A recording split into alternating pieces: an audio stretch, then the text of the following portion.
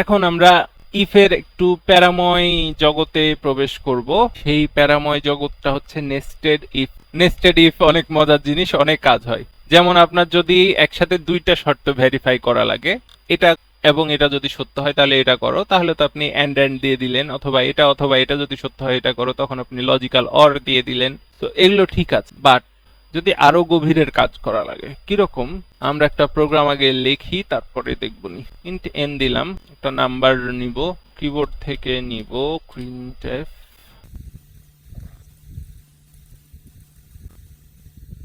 কোথাও যদি ভুল দেখতে পান তাহলে আমাকে বলেন, আপনারা এখন তো ভুল ধরার মতো হয়ে গেছেন, সমস্যা নাই, আমি আবার অনেক ভুল করি।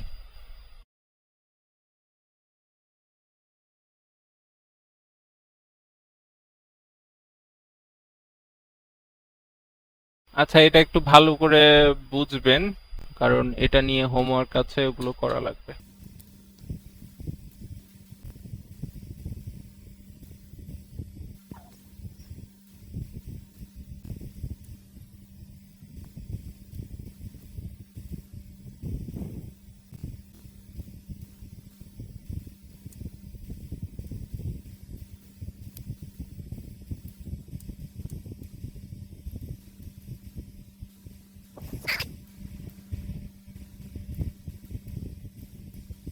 যদি ইফের পর যে শর্তটা থাকে, ঠিক আছে, শর্তটার পর যদি একটাই কাজ হয়, সেক্ষেত্রে আপনি যদি এরকম সেকেন্ড ব্র্যাকেটটা নাও দেন, তারপরেও তার কোনো সমস্যা নেই, কাজটা করে ফেলবে। বাট যদি একটার পরে কাজ হয় তাহলে আর কাজটা করতে পারবে না। সব সময় সেকেন্ড ব্র্যাকেট দিয়ে কাজ করা দরকার, ওই জন্য আমি ওই অপশনটা দেখাই নাই, শুধুমাত্র মাথা ভারী করা দরকার, ওটা ছাড়াও প্রোগ্রাম রান করতে হবে। তাহলে আমি একটা নাম্বার দিলাম 25, তাহলে আমার কি দরকার? পজিটিভ অড এটা দেখাচ্ছে। সো এটা একটা প্রোগ্রাম যেটাতে আপনি যদি একটা সংখ্যা ইনপুট দেন, তখন সে ফার্স্টে চেক করবে যে আপনার সংখ্যাটা ধনাত্মক না ঋণাত্মক, মানে -5 না +5, মানে 0 থেকে বড় না ছোট। যদি 0 থেকে বড় হয় তাহলে ফার্স্টে প্রিন্ট করবে যে এটা পজিটিভ নাম্বার, ঠিক আছে, 0 থেকে বড়। তারপরে চেক করবে যে এই সংখ্যাটা জোড় সংখ্যা না বিজোড় সংখ্যা। যদি 0 থেকে বড় হয় তাহলে জোড় সংখ্যা না বিজোড় সংখ্যা। যেটা পাবে সেটা সে প্রিন্ট করে দিবে, ইভেন আর অড। ইভেন মানে তো জোড়, আর অড মানে বিজোড়। আর যদি 0 থেকে ছোট হয় সেটার মান, তাহলে প্রিন্ট করে দিবে নেগেটিভ। ঠিক আছে, এরকম একটা প্রোগ্রাম লিখেছি। সো এখানে দেখেন ফার্স্টে যে ইফটা আছে, ইফটার সেকেন্ড ব্র্যাকেট শুরু হয়েছে এখানে আর শেষ হয়েছে এখানে। এটার ভিতর আবার আরেকবার ইফ আছে, এলস আছে। বুঝতে পারছেন? মানে ইফের ভিতর ইফ। আপনি যদি চান যে এই ইফের ভিতর আরো 4-5টা ইফ লাগাবেন, কোনো সমস্যা নেই, লাগাইতে পারেন। এই জন্য এটাকে বলে নেস্টেড ইফ। যখন একটা লুপের ভিতর আরেকটা লুপ কাজ করবে, সেটার ভিতর আরেকটা লুপ কাজ করবে, তখন সেটাকে আমরা বলবো নেস্টেড লুপ।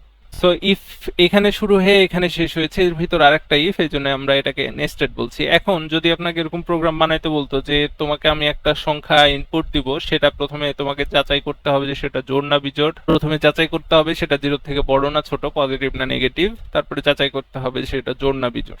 তাহলে হয়তো সরাসরি করা একটু কঠিন হতো, করা যাইতো হয়তো অনেক মাথা টাথা খাটাইয়া, কিন্তু এভাবে করাটা অনেক সহজ হলো যে ফার্স্টে আমরা ঠিক করে নিলাম যে সেটা পজিটিভ না নেগেটিভ। যদি নেগেটিভ হয় আমাদের সেটা নিয়ে কিছুই করা লাগছে না, শুধু একটা লাইন প্রিন্ট করে দিলেই খুশি। আর যদি পজিটিভ হয় তখন আমাদের জোড় বিজোড় নির্ধারণ করা লাগছে। সো ওই জন্য আমরা আগে দুই ভাগে ভাগ করে নিলাম। ইফ আর যে নাম্বারটা ইনপুট দিচ্ছি সেটা 0 থেকে বড় অথবা সমান হয়, তাহলে পজিটিভ প্রিন্ট করে পরের কাজটুক করো।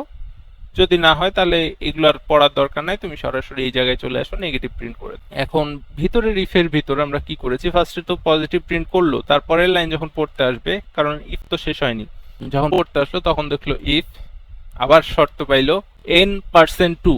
এটাতে কি বোঝায় জানেন? আমরা তো এতদিন এইসব জিনিসপত্র দেখেছি যে প্লাস আছে, মাইনাস আছে, তারপর গুণ করার জন্য স্টার আছে, ভাগ করার জন্য স্ল্যাশ আছে, যোগ বিয়োগ গুণ ভাগ এগুলো তো দেখেছি, কিন্তু এই পার্সেন্ট আবার কোত্থেকে আসলে? এটাতে কি হয়? এটাতে ভাগ শেষ দেখায়, মানে আপনি 5কে যখন 2 দিয়ে ভাগ করবেন, 2 দুগুণে 4 হয়, এক ভাগ শেষ থেকে যায়। তো আমার যখন প্রোগ্রামের ভিতর কোনো একটা সংখ্যার ভাগ শেষ জানা লাগবে আর একটা সংখ্যাতে ভাগ করার পর, তখন আমরা এই পার্সেন্টটা ইউজ করব। এটা দিয়ে ভাগফল কনসিডার করবে না, ভাজ্য ভাজক কিছুই কনসিডার করবে না, শুধুমাত্র ভাগ শেষটা কনসিডার, ভাগ শেষটা আমরা আউটপুটে আসবে। এই জন্য দিলাম n%2। n কে 2 দিয়ে ভাগ করলে তোমার ভাগশেষ কি থাকে? কারণ পৃথিবীতে এমন কোনো জোড় সংখ্যা নাই যেটাকে 2 দিয়ে ভাগ করলে 0 ছাড়া অন্য কোনো ভাগশেষ আসবে। হ্যাঁ, আমরা 6 এর বইয়ে পড়েছি যে 2 দিয়ে ভাগ করা যায় সকল জোড় সংখ্যাকে। মানে ওই যে 2 দিয়ে 3 দিয়ে 4 5 6 দিয়ে ভাগ করার মনে হয় শর্ত সূত্র কিছু একটা ছিল, তখন পড়েছিলাম। যাই হোক, তো 2 দিয়ে ভাগ করা গেলেই সেটা জোড় সংখ্যা, এটা সহজ বুদ্ধি। ওই জন্য আমি যে ইনপুট নিচ্ছি সেটাকে 2 দিয়ে ভাগ করলাম। যদি ভাগশেষটা এই যে লজিক্যাল ইকুয়াল সমান সমান একটু আগেই বুঝালাম, তো এই পার্টটা আমাদের ভাগশেষটা দিবে। যদি ভাগশেষ 0 সমান হয়, তার মানে ভাগশেষ 0 হয়, ভাগশেষ না থাকে, তাহলে প্রিন্ট করো ইভেন। সো আমাদের এই ইফটা এখানে শেষ হয়ে গেছে ইভেন প্রিন্ট করার পর। যদি ইভেন হয়ে যায় তাহলে এখান থেকে বের হয়ে আর কোথাও ঢুকতে পারবে না, সো আবার বের হয়ে শেষ প্রোগ্রামের কাজ। আর যদি ভাগশেষ 0 না হয়, ক্ষেত্রে আমাদের এলস তো আছেই, হয় যদি হয় তাহলে এই কাজটা করো, আর যদি না হয় তাহলে এই কাজটা করো, এই তো। তারপরে আমাদের ফার্স্ট এর ইফ যখন শেষ হয়ে গেল, তারপরে এলস এর বাইরে লিখে দিলাম যে যদি ওটা না হয় তাহলে আমাদের প্রিন্ট করে দাও এটা নেগেটিভ নাম্বার। এখন যদি আপনাকে বলি যে আমাদের দেশে তো মানে 1 থেকে 10 পর্যন্ত জানি, তারপরে এক এক ভার্সিটির এক এক রুল, 12 পর্যন্ত অ্যাকচুয়ালি এইচএসসি পর্যন্ত, যে 33 এর কম যদি পাই তাহলে সে ফেল, 33 এর বেশি পাইলে পাস, তাই না? তো আপনাদের ফার্স্ট কাজ হচ্ছে যে একটা প্রোগ্রাম তৈরি করবেন যেখানে আপনার কাছে একটা স্টুডেন্টের নাম্বার জানতে চাইবে যে কত পেয়েছে, তারপর সে বলে দিবে যে সে পাস করেছে না ফেল করেছে, আপনি দেখলেই পারবেন। তারপরে ঠিক আছে, এটা ফার্স্টের ডাম প্রোগ্রাম। বাট কেউ যদি মার্ক 100 বেশি দেয়, যে 100 ভিতর 105 পেয়েছে, তাহলে আপনাকে আউটপুট দেখাবে ইনভ্যালিড ইনপুট।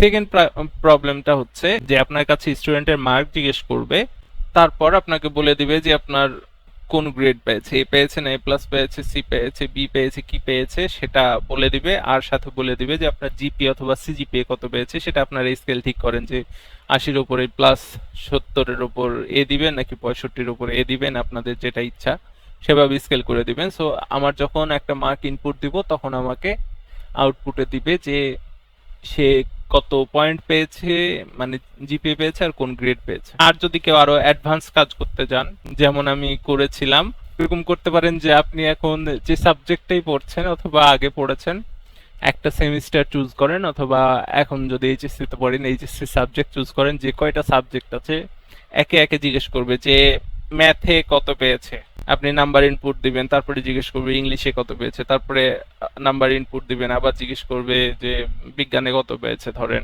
ওর ফিজিক্সে কত পেয়েছে, নাম্বার ইনপুট দিবেন। এভাবে সব কয়টা নাম্বার ইনপুট নিবে, তারপরে সে নিজে নিজে ক্যালকুলেট করবে যে টোটাল সিজিপিএ কত পেয়েছে। সো আউটপুটে দেখাবে যে এই সাবজেক্টের নাম্বার এত, গ্রেড এত, সিজিপিএ অথবা জিপিএ এত, অথবা এই সাবজেক্টে পয়েন্ট এত। তারপরে লাস্ট লাইনে দেখাই দিবে যে এই সেমিস্টারে অথবা এই ইয়ারে অথবা এই এক্সামে সে টোটাল এত সিজিপিএ পেয়েছে, এই গ্রেড পেয়েছে। মানে টোটাল একটা রেজাল্টিং সিস্টেম, সব নাম্বার ইনপুট দিয়ে দিলে নিজে ক্যালকুলেট করবে। ঠিক আছে, এই 3টা কাজ থাকলেও যদি 2টা করতে পারেন তাও ভালো, সমস্যা নেই। হোমওয়ার্ক নিয়ে ক্লিয়ার?